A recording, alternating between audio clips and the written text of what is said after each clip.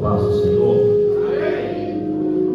Que Deus continue nos abençoando, porque Ele é bom e a sua misericórdia dura para sempre. Irmãos, eu sou grato ao Senhor por estar aqui nesta noite, estar com os irmãos, conhecendo mais um rebanho que irá morar no céu, conhecer aqui esta igreja. É um privilégio, uma alegria para nós estar aqui com vocês. A recepção foi muito boa. É comum a gente no primeiro dia, primeira vez que vem, fica um pouco perdido para entender um pouco a liturgia, que acaba mudando de uma igreja para outra, e a gente fica um pouco perdido. Mas os irmãos fizeram aqui, tiveram uma recepção muito calorosa. Os obreiros, quero cumprimentar aqui o pastor dessa igreja, o pastor Gabriel. Pastor Gabriel, nós o conhecemos, irmãos, desde a época da escola, Nós não tínhamos amizade, não vou mentir para os irmãos. Nós íamos para a escola e tem sempre um grupo, que fica um grupo para cá, outro para lá. E nós nos conhecemos lá no colégio. Aí eu fico pensando, que Deus é esse? Que pega o improvável. Que Deus é esse? Que a gente não consegue entender, mas é um Senhor que sonda os nossos corações e conhece nós mais do que nós mesmos. Aí eu fico feliz, porque daquela amizade, nem todos estão na casa do Senhor, mas aprove o nosso Deus nos conduzir. Eu estou feliz de saber, já sabia, lógico, mas ter a oportunidade de estar aqui nesta igreja abençoada que o Senhor está pastoreando, sem demagogia. Nós não temos por intenção ser demagogo, mas é uma alegria muito grande estar com o Senhor aqui. Tem um apreço, ainda que não temos proximidade, mas quando alguém assume esta obra de Cristo, nós temos que entender que essa pessoa assumiu um grande compromisso, e a gente tem que honrar e reverenciar para a glória de Deus.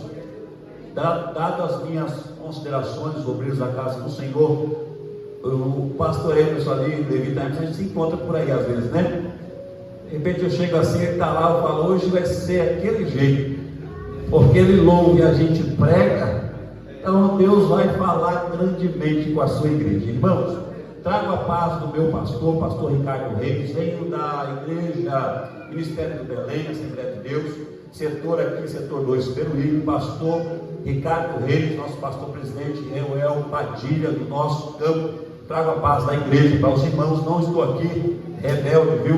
Uma vez eu falei, pastor, toda quarta-feira, culto de ensino, pastor, posso ir pregar em tal lugar? Pastor, posso ir pregar em tal lugar? Então eu digo assim, não me pergunte mais, vai pregar, porque está liberado. Então, ele já me abençoou definitivamente. Então, estou aqui debaixo de bênção. Trago também, irmãos, aqui a paz da minha esposa. Me faço acompanhado do meu filho Pedro. Ele é levita, mas o irmão foi lá buscar ele para tocar violão e toca bateria. Está conosco aqui, me ajudando, caminhando comigo. A minha esposa não pôde estar aqui, irmãos. As irmãs que aqui estão sabem aquele dia que as irmãs pegam assim e falam assim, hoje eu vou virar a casa de ponta cabeça para organizar. Quando eu chego em casa, o quintal está molhado, eu falo, meu Deus, nem sei por onde entrar. E hoje foi uns dias desses, ela não pôde vir, está atarefada lá, mas mandou a paz à igreja. Os irmãos aceitam assim? Amém, irmãos? Que Deus nos abençoe. Quem prega sabe que às vezes o pregador, ele precisa ir fazer o vídeo. Nem sempre a esposa pode estar junto, e isso é legítimo, família, E a minha esposa não pode estar sempre conosco, mas eu estou aqui, não estou obrigado, está tudo certo, tá bom? Isaías capítulo 54, é isso? Verso de número 17, É isso, irmãos? Então vamos ler. O texto diz assim: toda ferramenta preparada contra ti não prosperará, e toda língua que se levantar contra ti em juízo, tu a condenarás. Esta é a herança do servo do Senhor, e a sua justiça que vem de mim, diz o Senhor. Amém? Podem se assentar, glorificando e bendizendo o nome do Senhor, irmãos. Irmãos, para quem não nos conhece, nós temos uma maneira de abordar o texto sagrado. Gosto de explicar para os irmãos entenderem para onde é que a mensagem está correndo, o que é que estará acontecendo. Realmente a gente estrutura o início, tem uma introdução, isso leva, depende do tempo. O pastor foi generoso comigo aqui. A gente tem um tempo aí aproximado de uns 20 minutos de uma introdução, aplica-se um conteúdo. A gente tem a intenção aqui de também, antes do término da mensagem, aplicar a homilia. Quem sabe o que é homilia? Homilia é aonde é que o texto, o que é que o Senhor vai falar para a tua igreja através do texto lido. Conhecida a matéria que se trata sobre isso é homilética. É quando você entra aqui e fala assim: aonde é, Senhor, que o Senhor quer falar comigo? Aí a gente olha o texto e o Senhor ministra aos nossos corações através do texto, e a gente tem por intenção falar o que o Senhor tem para a sua igreja. Então, os irmãos, tenham paciência nessa inicial, que logo a gente vai chegar no propósito desse texto. Amém, irmãos?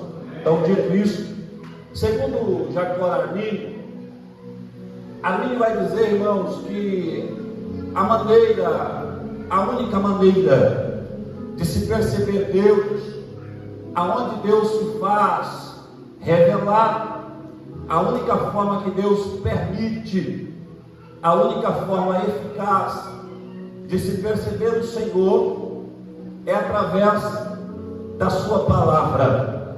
A Bíblia está dizendo assim: olha, quando você vai para o culto, que tem a liturgia, que os louvores estão acontecendo, o Senhor ainda não está se apresentando, porque a adoração faz parte do culto. O Senhor não nos cultua, somos nós que cultuamos a Deus. Como é que cultuamos ao Senhor? Isaías vai dizer, no capítulo 6, ele vai falar para nós que os anjos nos ensinam como é que devemos nos apresentar a Deus. Ele vai dizer que o serafim tinha 6 asas, com 2 cobria o rosto, com 2 cobria os pés, e com 2 voavam. O que é que Isaías quer dizer? Isaías está dizendo: olha, os anjos estão demonstrando como é que devemos nos apresentar diante de Deus. Os anjos estão aplicando uma mensagem para nós. Qual é a mensagem? Os serafins estão dizendo: eu não sou digno de olhar na sua face, nós não somos dignos de observar a tua grandeza, olhar para o Senhor. Como não sou digno de olhar, por isso eu cubro o meu rosto e os meus olhos. Os serafins vão dizer: ei, eu também não sou digno de estar no mesmo ambiente que o Senhor está. Eu não sou digno de estar no mesmo ambiente que a tua glória, no mesmo ambiente que a tua majestade. Por isso eu cubro os meus pés. Aí eles vão nos mostrar o que é que nós devemos fazer. Eles estão dizendo: ainda que eu não sou digno de te olhar, Senhor, ainda que não sou digno de estar no mesmo ambiente, eu vou fazer algo, eu vou manifestar algo na tua presença. Por isso eu vou movimentar-se. Aí com 2 asas eles começam a voar, dizendo: já que eu não sou digno mas o Senhor me permitiu estar, eu vou te adorar na beleza da sua santidade. Aí os serafins que começam a voar no céu para poder glorificar a Deus. Irmãos, o retorno aqui estava tão bom, parece que sumiu um pouco, tá? Só me ajuda para a gente não acabar com uma garganta. Então, quando você está no culto, aí ficou bom. Você precisa entender que você adorou, isso é muito bom e faz necessário, mas agora é a única maneira e o momento que o Senhor teu Deus reservou, sabe para quê? Para manifestar o teu poder, a tua glória e fazer você percebê-lo. Então, enquanto eu estou pregando, não olhe para mim porque eu sou pequenino, mas olhe para o grande que é o Senhor, nosso Deus, que já está aqui sendo manifestado a sua glória e sendo representado pelo teu Espírito. O Senhor está te dando uma oportunidade de senti-lo. O Senhor está te dando uma oportunidade de percebê-lo. Então aproveite, por quê? Porque o Senhor não faz isso a todo tempo. É quando a palavra é pregada que o Senhor está dizendo: eu estou me apresentando para você. Então, se você entende o que eu digo, eu vou deixar você glorificar ao Senhor teu Deus, que está no nosso meio.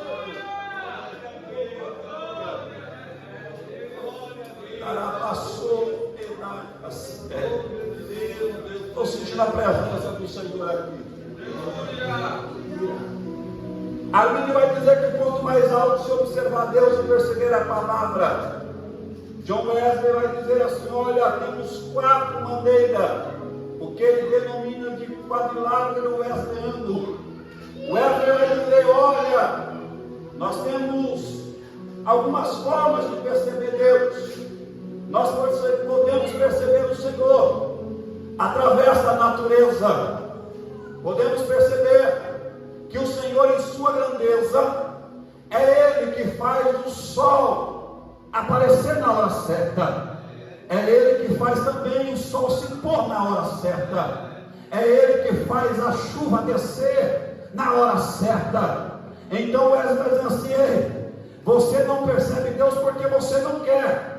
Porque se você acordou e viu a luz do sol, é o Senhor dizendo assim: eu estou no controle do universo, eu estou no controle da tua existência, eu estou no comando desta terra. Lembra de Jó? Quando estava aflito, o Senhor disse: ei Jó, aonde você estava quando eu fundei e firmei a terra? Aonde você estava quando eu formei o universo? Deus está dizendo assim: ei Jó, sou eu que estou no controle de todas as coisas, sou eu, Senhor, aleluia, que tenho em minhas mãos, aleluia, o controle. Wesley vai dizer que podemos perceber o Senhor através do testemunho, podemos perceber Deus através da ciência, mas o ponto mais alto, ele vai convergir para mim, quer dizer, através da tua palavra. Glórias a Deus. Por isso eu amo pregar a palavra, por isso eu não tenho outra ação, não consigo me ver fazendo outra coisa do ser pregando esta palavra. Que Deus tem nos abençoado grandemente. Segundo, irmãos, o texto que vocês escolheram está embasado em um livro do profeta Isaías. A proposta de Isaías prega profetiza aproximadamente 150 anos antes do exílio babilônico. A profecia de Isaías é uma profecia de cunho de juízo para o povo de Deus. Isaías vai dizer assim: ó, eu vou anunciar que o juízo é certo, que não tem como vocês reverter aquilo que vai sobrevir sobre vocês.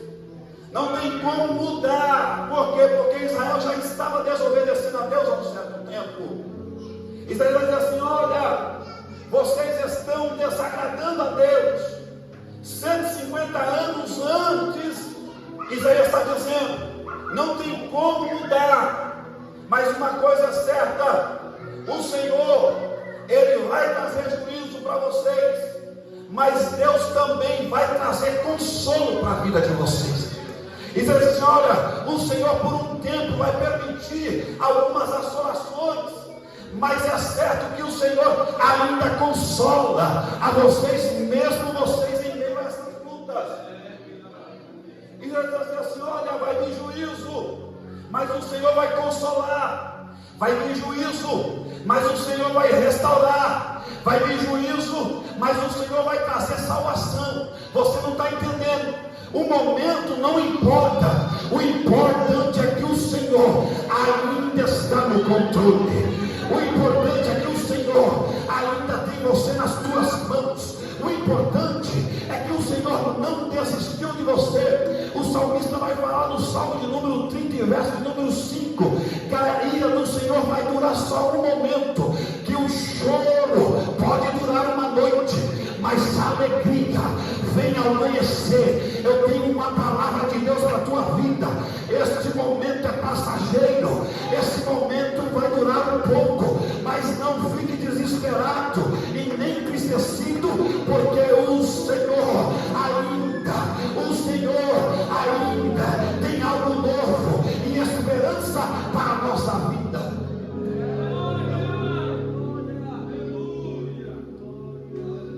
O texto, a palavra-chave é a palavra julgamento. A palavra-chave encontrada no livro de Isaías vai tratar acerca de disciplina, vai tratar acerca de consolo e salvação. A data provável é o século de número 8, que Isaías vai profetizar. Pois bem, o povo de Israel, como nós conhecemos, está envolto de uma promessa feita no capítulo 12 do Gênesis, aonde Deus fala com Abraão e faz uma promessa.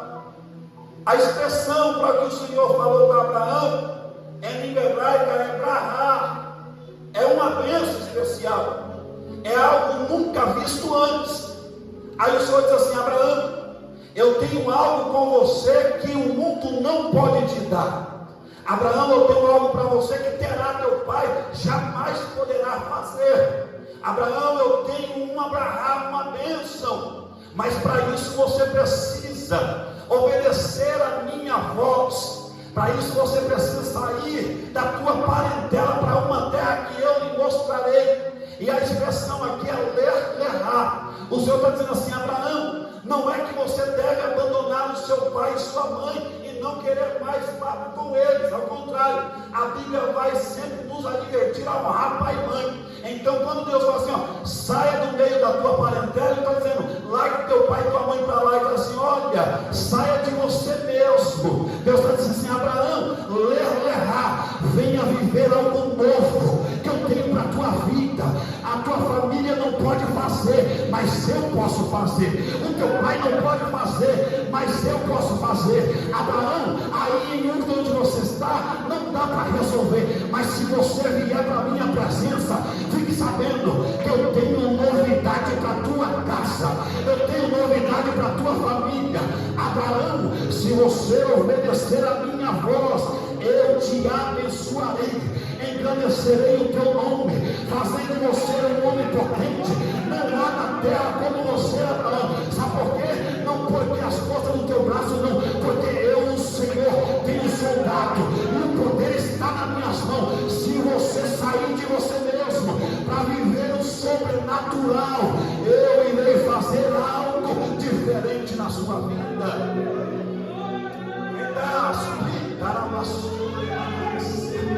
Tem gente aqui que ainda não alcançou, sabe por quê? Porque ainda está imuro. Sabe por quê? Porque ainda está nas raças dos pais. Sabe por quê? Porque ainda está na dependência humana. Deus está dizendo: Abraão, se você quiser algo novo, venha depender de mim. O Senhor é o meu pastor. Sabe o que é isso? Dependência. Senhor, eu sei que o Senhor não me falta. Senhor, eu sei que não vai ter é garantidor de todas as coisas. Ai, estou querendo pregar aqui com você. Aleluia. Abraão aceita o convite. O capítulo 12, o Senhor faz a promessa. O capítulo 13, Deus endossa a promessa. Abraão faz um altar para o Senhor. Sabemos que a promessa do Senhor está de pé em todo instante. Mas para viver a promessa do Senhor requer de nós o que? Obediência. A sua palavra, a sua voz. O que nós chamamos em língua hebraica de letzavot. O que é letzavot? É estar ligado. O que é letzavot? Aonde quer que o Senhor mandar, eu vou. O que é letzavot? Pode vir luta, mas eu ainda continuo confiando. O que é letzavot? A prova pode estar grande, mas eu estou envolto de uma promessa. O que é letzavot? Olha, eu posso até estar passando e ninguém está entendendo, mas uma coisa é certa: há uma palavra, e eu vou obedecer esta palavra, porque Ele, o Senhor, vai cumprir a sua promessa. Abraão está envolto de uma promessa. Essa promessa se estende a Isaac. Essa promessa se estende a Jacó. Só que chega um determinado momento, pastor Emerson, que parece que a promessa não vai ser cumprida. Porque enquanto Jacó está envolto de uma promessa, a circunstância, o cenário muda, pastor Gabriel. Alguém que é livre, está envolto de uma promessa, agora passa a ser escravizado. A partir do capítulo 37 de Gênesis, vocês conhecem? O povo entra no Egito como convidado. Passam uns dias, uns anos, o povo já não é mais convidado, mas agora estão escravizados, sendo subjugados, sendo torturados. E parece que não há mais promessa. Parece que o Senhor não vai cumprir. Por quê?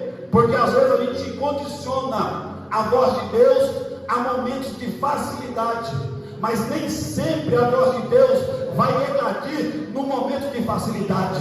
É no momento de dificuldade que a gente tem que entender. Ainda que pareça que o céu está fechado, se o Senhor falou que tem uma promessa, eu não vou me desesperar. Eu vou aguardar no Deus da promessa, que me trouxe uma garantia. Qual é? Ei, se eu obedecer a sua voz, Ele vai engrandecer o meu nome, vai cuidar da minha casa, vai cuidar da minha família. Então eu me mantenho firme a esta promessa. O povo é escravizado. Sabemos disso. Faraó, enquanto estava tocando nos bens, enquanto Faraó estava usando a mão de obra dos hebreus, está tudo certo. O problema é quando o Faraó quer tomar o povo para si. Aí Deus diz assim: Israel é meu. É quem disse que você pode tomar Israel de mim. Aí Deus vai e levanta um homem.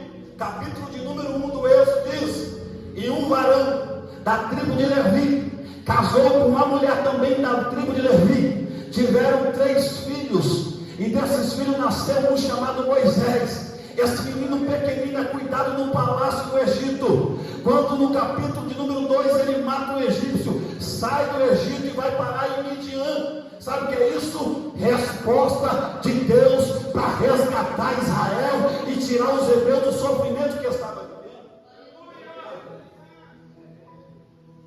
A promessa ainda está de pé. A circunstância não mudou a promessa. A circunstância não altera o dono da promessa. A circunstância, não sei se você está entendendo o que eu estou pregando, não muda nada. Por quê? Porque o Senhor não se importa com a circunstância. Ele é Deus que tem controle, tem poder para mudar qualquer cenário e circunstância. O que me chama a atenção é que os hebreus estão sendo subjugados no período de 430 anos. E depois desse período, o Senhor diz assim: olha, eu vou tirar os hebreus daquela mudar o cativeiro, eu vou mudar a situação. Aí ele levanta Moisés, mas sabe como ele levanta Moisés?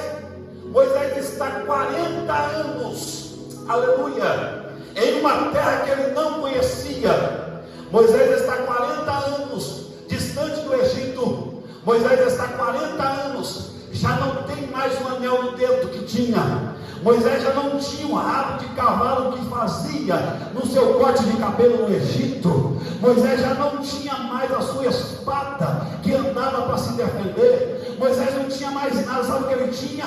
Um cajado na mão. E quando um dia ele sai para apacentar, capítulo 3 do Êxodo, as ovelhas do seu sogro Jetro, ele está indo assim, ó, saindo assim, é mais um dia comum, é mais um dia normal. Aí de repente ele olha e lá no cume do Horebe tem uma sarça pegando fogo. Moisés diz assim: olha, sarça pegando fogo no Horebe é comum, mas o que me chama a atenção é que ela não se consome. O que me chama a atenção é que ela pega fogo e não muda sua condição, ela ainda está intacta e a chama está fumegando. Aí ele vai chegando perto dizendo assim: ó, eu nunca vi isso em Midian. Quando ele vem correndo, subindo para Horebe, que vai colocar o pé, uma voz sai de dentro desse fogo e diz assim: ei Moisés, eu sou o Deus dos vossos pais, o Deus de Abraão, o Deus de Isaac, o Deus de Jacó. Tenho visto atentamente a aflição do meu povo e vou levantar você para poder livrar o povo do cativeiro que está fazendo sofrer. Mas para isso, tire a sandália dos vossos pés, porque o lugar que você está pisando é lugar santo. A minha presença é um lugar que você não pode entrar. Uma característica do Egito: tem que entrar com o pé descalço para liberar dependência, Moisés, e saber que eu, o Senhor, vou resgatar Israel.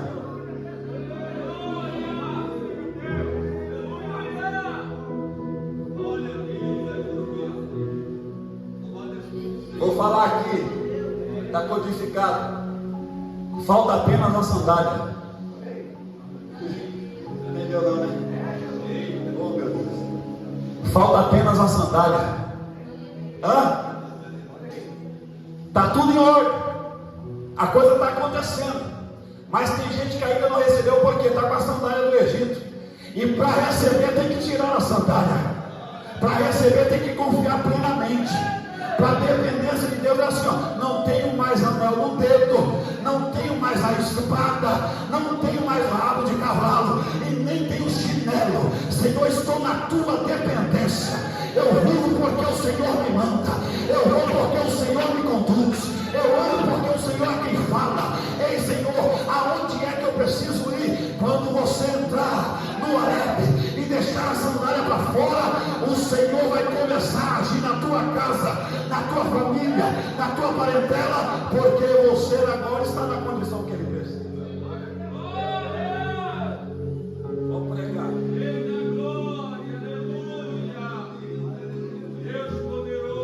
Moisés anda com o povo com mão potente, não dele, do próprio Deus. Moisés saiu do Egito 40 anos, peregrinando pelo deserto. Desses 40 anos, uma geração passa. Os hebreus estão num processo de aprendizagem, desobedecem a Deus, mas tem uma promessa e Deus foi quem fez a promessa. Moisés morre. Depois que Moisés morre, o desejo e tempo de Moisés era entrar na terra prometida. Deus diz: não, quem vai fazer o povo entrar na terra é Josué, não é você. Por quê? Porque Moisés, para andar comigo, tem que obedecer a minha voz. Eu te mandei fazer algo, você fez outro. Moisés tenta tratar com Deus, mas Senhor, o Senhor é Deus misericordioso. O Senhor é um Deus longânimo. Senhor, eu tenho visto tantos feitos. Aí Deus sabe o quê? Basta, Moisés, não toque mais nesse assunto. Josué assume. Vou pregar Isaías capítulo 57. Quando Josué assume, o que está acontecendo em Josué capítulo 1 é o cumprimento da palavra do Senhor.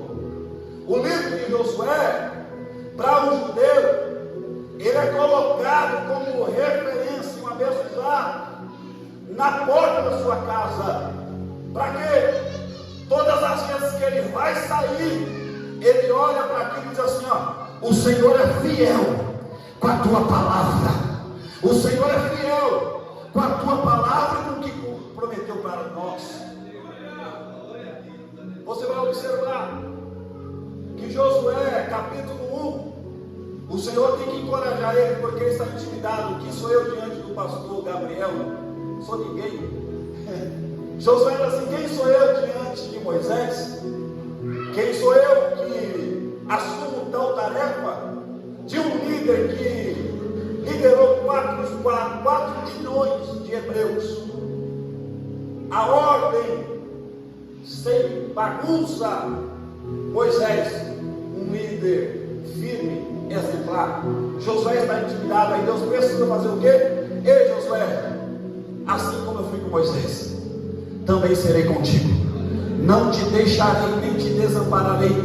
Ei, Moisés, ei, Josué, apenas tenha bom ânimo, ser corajoso, porque eu, Senhor, vou fazer você com esse povo herdar essa terra. Capítulo 2, o povo faz uma aliança com Raabe. Capítulo 3, travessia do Jordão. Capítulo de número 4, um altar de memorial, tirado as pedras do Jordão para fazer um memorial, uma lembrança de que o Senhor fez o povo atravessar o Jordão em terra seca. Capítulo de número 5 de Josué, nós vamos ver a circuncisão de quem nasceu no deserto. Capítulo de número 6, a grande e transponível Jericó é derrubada, porque o Senhor é poderoso em obras. Capítulo de número 7, o povo perde em Ai, mas no capítulo de número 8, o Senhor destrói Ai de forma potente e estratégia. Capítulo de número 9, uma aliança em Gibeon. Capítulo de número 10, o Senhor faz o sol e a lua parar, mas na verdade entendemos agora que é a terra que parou, mas o Senhor dá vitória ao seu povo. Capítulo de número 11, nós vamos ver ali os príncipes e reis sendo destruídos pela mão do povo, dos guerreiros de Israel, porque o Senhor é quem dá a vitória.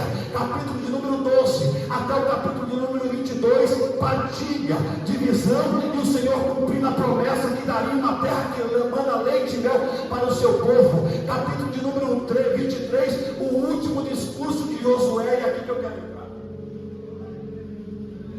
O último discurso de Josué tem cunho profético. Na tradição judaica, quando o ancião, um líder, se coloca de pé para dar um discurso, o povo fica atento. Por quê? Porque esse discurso não é apenas um discurso, é uma profecia para o povo. Josué se coloca de pé e fala assim: ei, eu quero falar com vocês, mas não é aqui, nós vamos lá para Siquém. Lá em Siquém, irmãos, foi onde Abraão recebeu a promessa de um monte. Do lado esquerdo, Monte Ebal; do lado direito, Monte Gerizim; na frente, Siló, que depois, por Ana, através de Moisés, você entende que é a capital da adoração. Josué leva o povo e diz assim: ei, vocês lembram quem é que trouxe a gente até aqui? Você sabe por que é que nós estamos recebendo a palavra, recebendo na verdade a promessa? Vocês lembram quem que trouxe nós aqui? Nunca foi a força do nosso braço, mas quem nos trouxe aqui foi o Senhor que fez a promessa. Ei, eu lembro que um só homem destruía, derrotava 1000. Sabe por quê? Porque o Senhor é quem nos dá a vitória. Josué disse: ei, se nós obedecemos a Deus, andamos na sua palavra, o Senhor continuará abençoando a nossa casa, a nossa família, o nosso ministério, a nossa forma, e aonde nós pisarmos na planta do nosso pé, o Senhor vai dar como herança e vai prosperar o nosso caminho. No entanto, se nós desobedecemos ao Senhor, José está aplicando ali nesse capítulo 23, Deuteronômio 27, Deuteronômio 28. Deuteronômio 28 é assim: atentamente ouvir a voz do Senhor teu Deus, tendo cuidado de guardar tudo que está escrito. Vai dizer assim: essa enxurrada de bênção te alcançarão. Bendito será no campo, bendito será na cidade, bendito será a sua família, seus animais, só bênção, através da obediência. Mas o capítulo 27 não é bênção. O capítulo 27 é: se vós desobedecereis a Deus, as maldições virão sobre vocês. As maldições. José está falando assim: ei, eu sei quem nos trouxe até aqui. Estou sentindo Deus aqui, viu? Hoje você está sentado, tem um terno para usar, tem uma casa para morar, tem um teto, tem um carrinho para andar, uma bicicleta. Mas quem era você sem a presença do Senhor?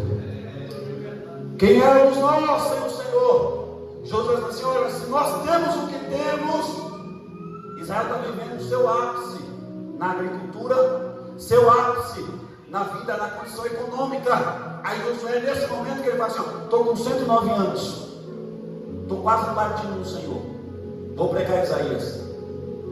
Josué vai dizer: o motivo pelo qual nós estamos aqui nunca foi a gente, foi uma voz que nós obedecemos em 40 anos de deserto, e agora há mais de 40 anos que eu estou aqui. Só que tem um detalhe: se a gente desobedecer essa voz, porque é muito profético, a palavra diz que os vossos inimigos furarão os vossos olhos. Os vossos inimigos farão vocês escravos. Os vossos inimigos irão tripudiar em cima de vocês. Você vê que depois vem o cativeiro babilônico. No capítulo 23, o povo é unânime e disse: olha, Josué, nós queremos e continuaremos servindo a Deus em sinceridade. Aí Josué disse: não me importa quem é que vocês querem servir. Se vocês acham bem servir os deuses dos nossos pais que ficaram ali no rio, faça assim. No entanto, eu tenho algo aqui que ninguém tira de mim. Eu e a minha casa, capítulo 24, verso 15, continuaremos servindo ao Senhor. Foi Deus que trouxe nós aqui, e eu reconheço que nada sou sem a tua casa, sem a tua graça, sem a tua presença na minha vida e na minha casa. Josué diz assim: ó, eu posso passar por lutas, os levantes podem ser grandes, mas ainda assim eu continuo servindo a Deus em sinceridade até o último instante. Depois disso vem um cativeiro, vem um período, na verdade um período de juízo, 14 juízes por um período de 410 anos. O povo com instabilidade espiritual, um sincretismo religioso, de manhã adorava a Deus, à tarde a Baal. O povo que nós vamos entrar aqui é um povo que conheceu Deus, sentiu sua presença, viu a sua resposta, recebeu a sua promessa, mas agora já não acredita mais em Deus como tem que acreditar. É nesse momento de um período de muito sofrimento que Isaías vai dizer. Deus levanta Isaías com uma voz profética. Não tem jeito. O cativeiro é certo. Não tem o que fazer. Os caldeus vão tomar. Os caldeus vão entrar em Jerusalém. Os babilônios vão destruir o templo. Os babilônios vão pegar os utensílios, vão destruir os muros, vão destruir os portões da cidade. Isaías está dizendo: não tem jeito. Isaías profetiza antes, Jeremias vem depois profetizando. Jeremias vai dizer assim: olha, se converte.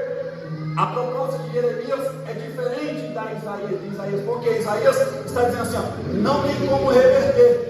Jeremias vem como profeta do avivamento, dizendo assim: ó, se nós nos rendemos e obedecemos a voz do Senhor, tudo pode mudar. Mas Jeremias pregava, e quanto mais pregava, mais o povo distanciava.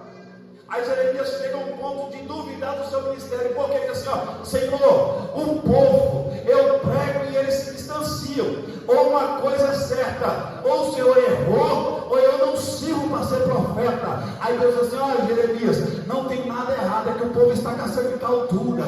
O povo não quer obedecer continue profetizando. Aí Jeremias está profetizando, chorando e querendo desistir, e ele chega até a dizer: não vou profetizar mais. Está em casa dizendo assim, ó, não prego mais, não adoro mais, não vou fazer mais, porque nada muda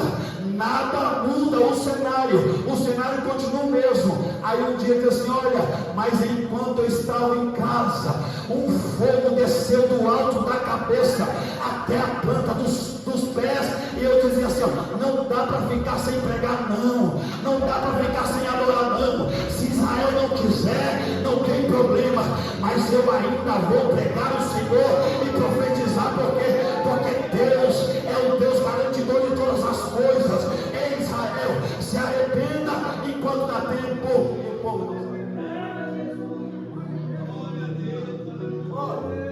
Contemporâneo de Jeremias, profeta Abacuque, capítulo 1. Até quando o Senhor, até quando o Senhor, até quando o Senhor? O que Abacuque está dizendo? Senhor, este povo não quer nada com o Senhor. Este povo é um povo ruim, não tem jeito, Senhor. Até quando eles vão fazer o que faz? O Senhor não vai se levantar para tomar uma ação? Aí Deus se fala: ó, Abacuque, Deus se coloca de pé e fala para o profeta: Abacuque, o que você precisa, oh aleluia, não é de resposta. O que está faltando em você é fé.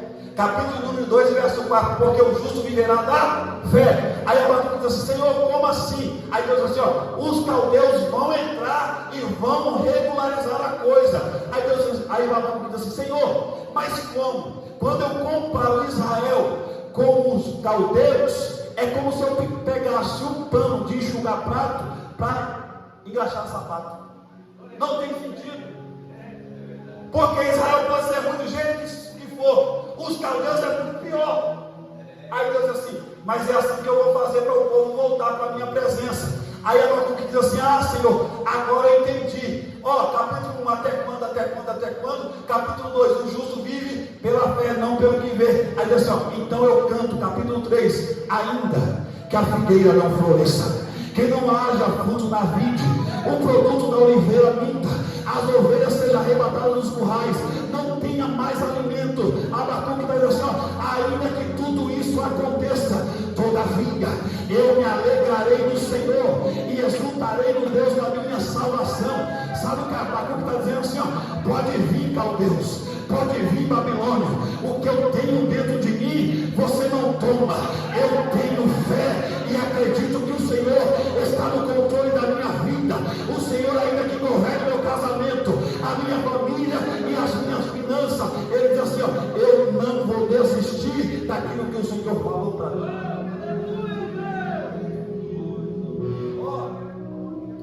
Vou falar para alguém aqui. Posso, pastor? Eu senti aqui graça de fazer isso. Eu estou bem tranquilo, viu? Estou sentindo Deus aqui demais. Vou descodificar para vocês.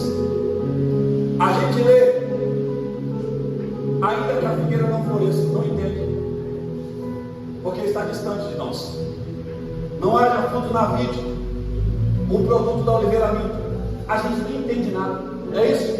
Porque está codificado o que Deus está falando. Ó, quando Abacuque está dizendo assim, ó, ainda que a figueira não floresça, ele está demonstrando o que é que acontecia com o peregrino. Quando vinha no deserto castigante, o sol fazendo ele padecer, sofrer, ele via uma figueira no deserto, corria para debaixo dessa figueira e embaixo dela a temperatura baixava 20 graus. Não entende não? Abacuque diz assim, ó, ainda que eu não tenha lugar para descansar, Senhor, todavia eu me alegrarei no Senhor e exultarei na Deus da minha salvação. Ele diz assim, Senhor, ainda que o produto da oliveira minta, ele está dizendo, sabe o quê? Ainda que eu não veja movimento, todavia eu me alegrarei no Senhor. Senhor, o produto da vide, ele não tenha, não produza o fruto da vide, eu, Senhor, ainda que não veja alegria no meu casamento, alegria na minha família, alegria no meu bem, alegria naquilo que eu tenho, todavia eu me alegrarei no Senhor e exultarei no Deus da minha salvação. A expressão exultar vem do vocábulo guro. O que é guro? rodopiar influenciado de uma grande emoção. Sabe o que ele está falando, Abacuque? Olha, eu posso ver um cenário devastador, mas ainda assim eu posso me movimentar e rodopiar na tua presença. Abacuque está dizendo: eu não te sirvo pelo que o Senhor me dá, eu não te sirvo pelo patrimônio, eu não te sirvo pelos bens, ainda que esteja sofrendo, angustiada, entristecida, todavia tenho motivo para me alegrar na tua presença, porque sei que este momento é passageiro e o Senhor está na minha vida. Isso vai passar, porque o Senhor não vai me deixar aparecer no deserto. Aí Abacuque diz assim: pode vir, Babilônia, eu não vou desistir do meu propósito. É Deus quem governa a minha família, a minha casa, e está governando Israel.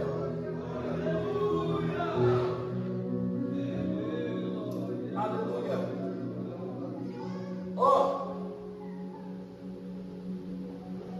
A introdução foi feita, o tempo está acabando, o conteúdo foi aplicado. Vamos para o cerne da mensagem. Josué está preocupado em desobediência, porque desobediência leva o quê? Prejuízo para a nação. Desobediência gera cativo, desobediência gera sofrimento. Isaías vem dizendo: vai vir juízo. Jeremias vem dizendo: vai ter juízo. Abacuque vem dizendo: vai vir juízo, vai vir problemas. O povo não quis se converter, o povo não quis mudar.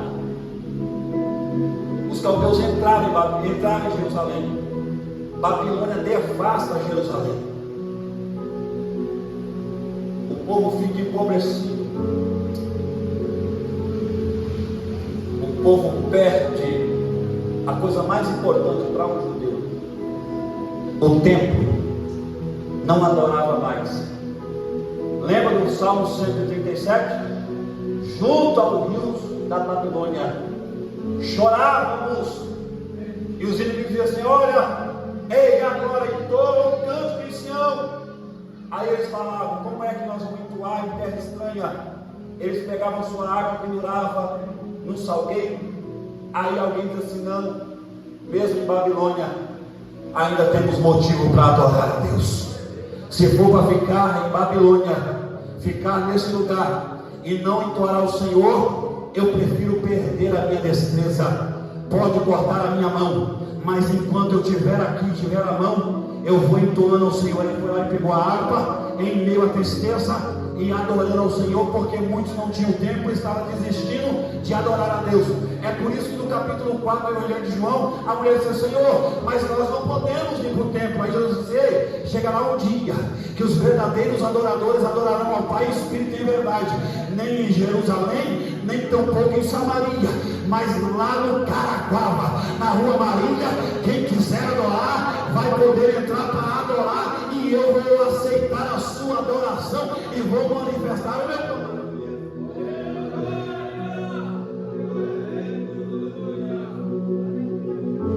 O cativeiro é pesado.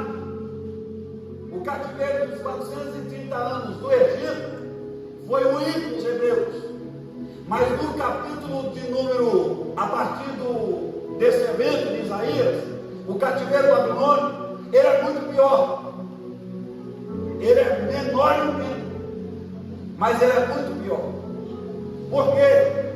Porque Babilônia vem pesada, tirar a identidade. Estou encerrando. E é nesse momento que Isaías fala assim: será que tem jeito, Senhor? Jeremias está em Jerusalém, para os remanescentes. Abacuque dentro de Babilônia, junto ao rio Quebar.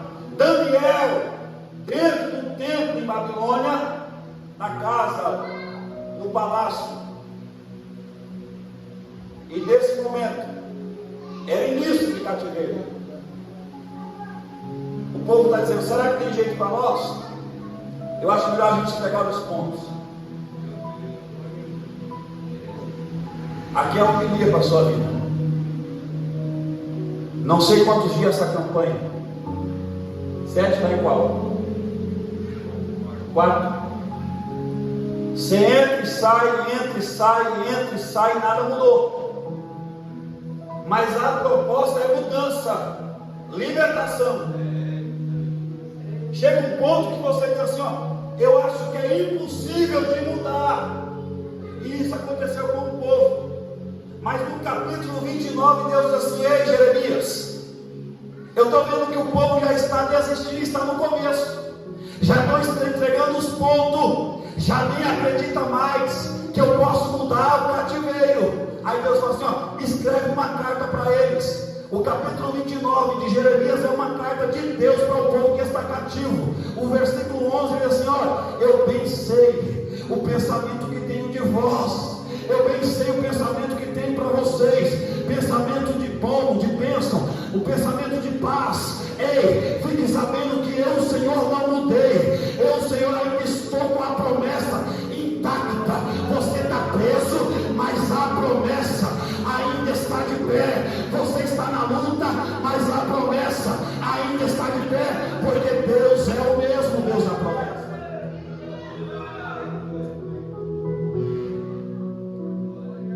Jeremias escreve e fala assim: vocês precisam casar, se dar em casamento, vocês precisam construir, vocês precisam manter e integrar a fé de vocês em Deus, porque Deus vai livrar o povo desse cativeiro. A proposta de Jeremias é: confia até o último minuto, confia até o último instante. Não foi no culto passado, pode ser neste culto. Se não for nesse culto, pode ser no próximo. Se não for no próximo, pode ser no outro. O que você não pode fazer é desistir da promessa, porque ainda não aconteceu. Ei, Babilônia não é dono de vocês. Babilônia é o processo de você se achegar mais a Deus e voltar ao relacionamento íntimo com o Senhor. Vamos lá? Dá o desfecho. O capítulo de número 54, que vocês escolheram como tema, ele tem uma proposta. A proposta é: ei, Estéril, você voltará a dar a luz. Quem não gerava vai gerar. Quem não via Deus agir vai ver Deus agir. Quem não sentia a presença vai voltar a sentir a presença. Quem não confiava mais vai voltar a confiar. Quem não tinha projeto, pastor Gabriel, vai voltar a fazer projeto. Tem gente aqui que antes tinha uma fé e confiava e agia, mas parece que um tempo para cá não está mais pensando, não quer mais confiar, não coloca o projeto na mão de Deus, está andando de qualquer maneira, sem pensar. Mas Deus me trouxe aqui para dizer assim: ei, coloque o projeto novamente, tire do papel, porque Deus vai honrar você nesta campanha, vai te livrar dessa situação, para provar para você que Ele é Deus e ainda está no controle da sua vida.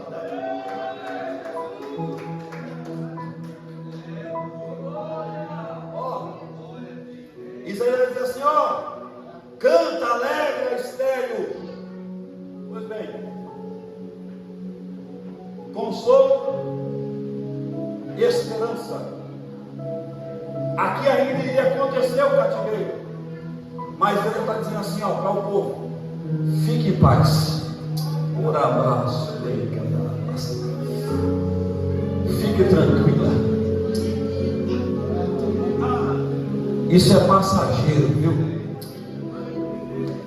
Isso é só um momento. O grande eu sou ainda está no controle de tudo. Não vai passar a sua palavra, não vai passar a sua promessa. Ele ainda está com o cetro na mão para governar a sua casa, para governar o seu projeto, para dizer para você que ainda vale a pena confiar no Senhor, que o Deus que prometeu é fiel para cumprir a sua promessa. Quem acredita assim nesta noite, glorifica o nome do Senhor para me ajudar a encerrar.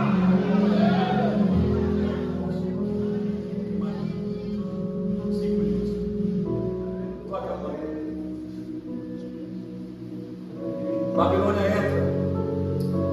devasta tudo, leva utensílios, leva tudo. 70 anos se passaram. O que me chama a atenção é que tanto o Egito como Babilônia, eles não se contentaram em tocar no patrimônio, no serviço, na mão de obra. Lembra de Ramsés? Disse: não vou liberar o povo para adorar no deserto. Aí Deus fala: não vai liberar não? Então você quer dizer que o povo te pertence? Eu vou te provar que não te pertence. Traga uma batalha, 10 pragas, e Deus vence essa batalha. Em Babilônia, olha a boca que ele usou: rapaz, eu sou grande demais, olha o que eu fiz. Aí Deus falou: você vai comer capim, para saber que eu sou o Senhor que levei o meu povo aí dentro, e eles só estão aí porque eu quero fazer a minha vontade. Você pode observar que tanto o Egito quanto a Babilônia quer se apoderar. Capítulo 32 de Deuteronômio, verso de número 10. Sabe o que o Senhor fala? Ele diz assim: quando eu encontrei Jacó, ele estava num ermo solitário. Jacó estava abandonado. Jacó estava sem água. Jacó estava sem nada, sem pão. Jacó estava com frio. Jacó estava com medo. Aí Deus disse: quando eu encontrei Jacó, eu tomei Jacó pelas minhas mãos e fiz herança minha. É o Senhor que está dizendo, não sou eu. Jacó, para a senhora, eu medi, como uma corda. Não entende? Jacó foi eu que demarquei. Jacó é aquele que eu fiz uma corda, um cercado. Ei, ninguém poderá entrar e atingir Jacó, porque Jacó é herança minha. E eu, o Senhor, não abandonei Jacó, ao contrário, quando ninguém dava nada, foi eu que peguei e tomei pela mão. Ei, mas ainda que alguém fosse esse cercado, eu, o Senhor, pego Jacó e coloco dentro dos meus olhos, e Jacó é a menina dos meus olhos. A senhora não está sozinha. Sabe o que é menina dos olhos? Vou te explicar. Quando você chegar em casa, pegue a sua menininha, o seu esposo, a sua esposa, e olhe dentro do olho dele o mais próximo que você puder. Quando você se enxergar dentro do olho dele ou dela, você vai saber o que Jacó é para o Senhor. Jacó está dentro dos meus olhos, e ainda que o inimigo queira pegar, eu, o Senhor, não deixarei, porque Jacó é herança minha, e o inimigo não pode tocar, a não ser que eu permita.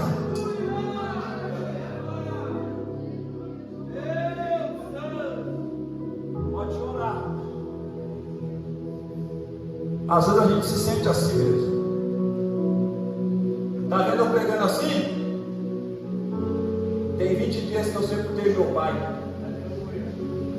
25 dias. Aí você fala: de onde que arruma força? Porque eu sei quem me governa. Eu sei quem está no controle da minha existência. E isso tudo é passageiro. Eu não posso negar a fé. Quando vem a luta, eu tenho que permanecer acreditando que o Senhor é quem vai livrar e me tirar dessa circunstância que eu me encontro. Vamos lá. Você está em dúvida que o Senhor prova, que o Senhor faz? Capítulo de número 126 dos Salmos. Estou encerrando aqui, pastor. Agora acabou. Depois na próxima o senhor pode contar 15, 20 minutos. O Salmo 126, para crente aqui nesta noite, o salmista vai dizer assim: quando o Senhor trouxe de volta o que estava cativo para Sião, estavam como os que sonham. Sabe o que é isso? Não acreditavam mais que poderia sair da circunstância, da situação que se encontravam. Aí as nações que viram em volta, capítulo 126, Salmo 126, verso número 1, verso número 2, diz assim: olha, grandes coisas fez o Senhor para estes, por isso que eles estão alegres. Versículo de número 3, com efeito, grandes coisas fez o Senhor por nós, por isso que nós estamos assim alegres.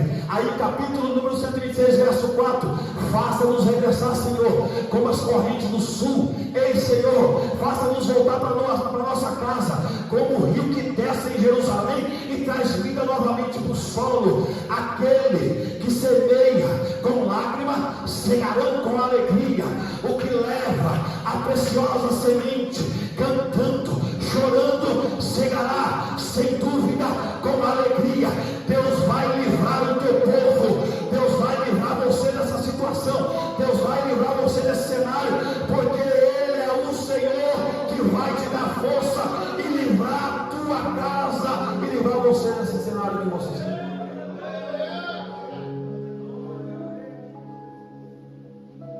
Pois bem, Deus muda sim ou não?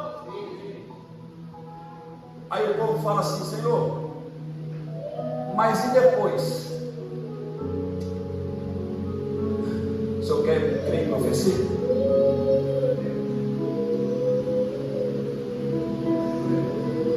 Senhor, o Senhor me deu, o Senhor trouxe de volta, mas e depois, Senhor, como é que eu vou fazer? Aí ele diz assim: ó, toda ferramenta preparada contra ti não prosperará. Se Ele trouxe, Ele garante a mão forte. Se Ele deu, é Ele que cuida. O Senhor não desistiu, o projeto ainda está intacto, nada mudou, porque Ele é o Senhor que guarda e conduz os seus passos. Ele diz: e toda língua que se levantar contra ti em juízo, tu a condenarás. Esta é a herança do servo. Sabe o que é isso? Babilônia foi embora, o povo está em Jerusalém dizendo assim: será que não vai acontecer de novo? Será que a gente vai aprender de novo, Senhor? Será que eu vou recuperar tudo? Tem que recuperar tudo? Será que quando a gente edificar a terra, o templo, a casa, o plantio, será que o inimigo não vai entrar? Aí Deus diz assim: fica tranquila, eu estou cercando Jerusalém e ninguém vai tocar, porque eu, Senhor, enquanto estiver com a minha mão, ninguém vai chegar e ninguém vai encostar, porque eu estou no controle. Posso orar pelo povo? Amém? Se coloque sobre os seus pés. Pastor Gabriel.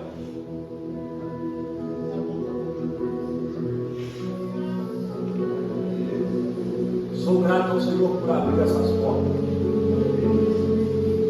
Me perdoe o horário, estou atrasado 8 minutos. Os irmãos me perdoem esses 8 minutos. Mas eu precisava falar isso para vocês, porque tem gente que já desistiu da promessa. Tem gente aqui no nosso meio que já não acredita mais que Deus pode mudar. Quem nos fala é alguém que vive promessa diariamente. Eu sofri um acidente no período que nós estudávamos. Eu sei que Deus faz. Quem pode ver? Tá vendo? Naquela época a gente estudava. O senhor ficou sabendo? Ficou? Eu sei que Deus faz, viu? É que a gente não permite Ele fazer em circunstâncias normais. Se nós cedêssemos quando estão bem, a coisa acontecia. Eu sofri isso em 2005. Sabe o que falaram para mim? Ainda no leito do hospital: até amanhã, meio-dia, nós vamos mudar a perna dele. Mas o Senhor entrou em Babilônia. De um dia para o outro, o Senhor disse assim: de um dia para o outro, meu irmão entrou na sala e disse: Deus vai te livrar dessa situação. Aí eu falei: eu creio. Eu já estou bem, sem saber da notícia. Quando foi no dia seguinte, que eles chegaram no quarto, os médicos pediu para abrir o curativo. Quando abriu o curativo, essa laceração que vocês viram, eu via todos os ossos aqui, os dois ossos, os músculos, tudo aquele detonado, e estava verde, um cheiro insuportável, ninguém aguentava, estava em decomposição. Eu olhava e falava assim: meu Deus, que situação é essa? De um dia para o outro, eles voltaram e falaram assim: ó, abre o curativo. Quando abriu, onde estava essa laceração aqui, sangrando, jorrando sangue. Aí eles disseram assim: ó, sabe o que aconteceu de ontem para hoje? Isso aqui, ó, sangue é vida. Aquela hipótese não precisa mais. Eles disseram assim: ó, eu não sei o que aconteceu de ontem para hoje. Eles não sabem, mas nós sabemos. Deus disse assim: ei, eu tenho levantado um servo, capítulo 45, que é chamado Ciro, vai entrar em Babilônia, vai tirar o povo, para mostrar para a Babilônia que Israel ainda me pertence, eu ainda tenho um livramento, eu ainda tenho a solução que você precisa. Só quem quiser vir até aqui à frente, vou pedir ajuda dos bombeiros aqui, nós vamos ungir você. Quem está enfermo aqui, quem tem alguma dificuldade, alguma causa, eu te convido à frente. 5 minutos é o que nós temos, é o máximo. Vou insistir porque eu sei que tem. Isso. Deus vai livrar, viu, pastor? Esta campanha, antes dela encerrar, a senhora vai ver grandes milagres.